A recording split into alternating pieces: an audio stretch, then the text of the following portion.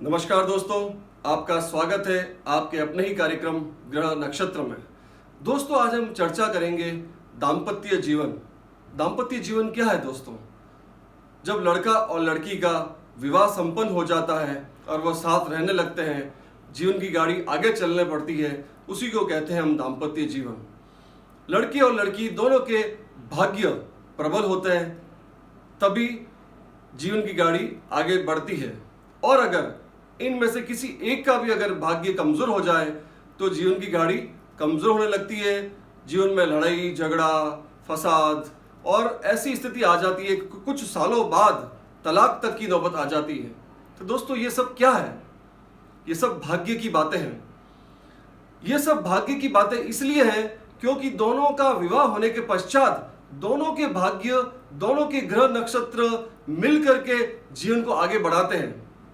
अगर दोनों में से किसी की भी कुंडली में अगर कोई भी ग्रह पीड़ित हो तो भाग्य कमजोर होने लगता है, और अगर दोनों की कुंडली में से सभी ग्रह मजबूत हो, अच्छे द्रष्टव्य हो, तो जीवन की गाड़ी आगे बढ़ती है, तरक्की होती है, वैवाहिक जीवन आगे बढ़ता है, संतान की प्राप्ति होती है, बिजनेस बढ़ता है, डेवलपमेंट होता है, तरक्की होती है और सब कुछ अच्छा ही अच्छा होता है। अन्यथा अगर ग्रह नक्षत्र साथ ना दे तो भाग्य भी साथ नहीं देता है। तो दोस्तों, ये सब क्यों होता है? क्योंकि जो विवाह के कारक ग्रह होते हैं, काफी सारे कारक ग्रह हैं, लेकिन आज हम जिस बारे में बात कर रहे हैं, मुख्य ग्रह वो है देवगुरु बृहस्पति। वो दाम्पत्य जीवन के मुख्य कारक ग्रह बनते हैं।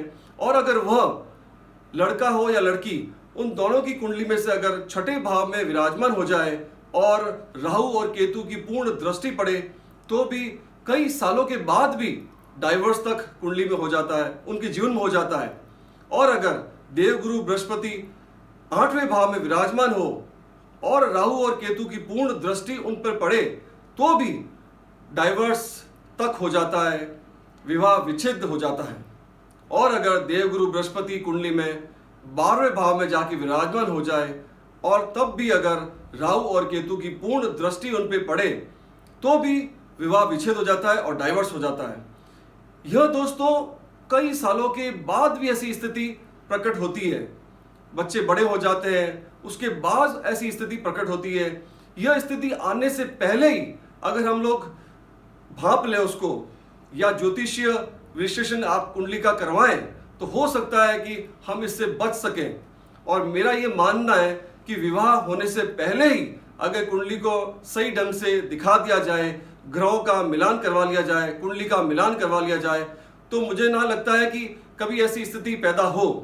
तो दोस्तों, मैं हमेशा आपसे कहता हूं कि विवाह हो उससे पहले ही कुंडली का मिलान कराए, ग्रहों का मिलान कराए, तो ऐसी स्थिति होने से पहले ही बहुत कुछ हम उसका इलाज कर सकते हैं, उसको निपटारा कर सकते हैं और ग्रहों को अपने फेवर में करवा सकते हैं कई उपायों के द्वारा, कई उनके नगीनों के द्वारा, और कई ऐसी ऐसी चीजें होती है जिससे हम अपने फेवर में कर सकते हैं।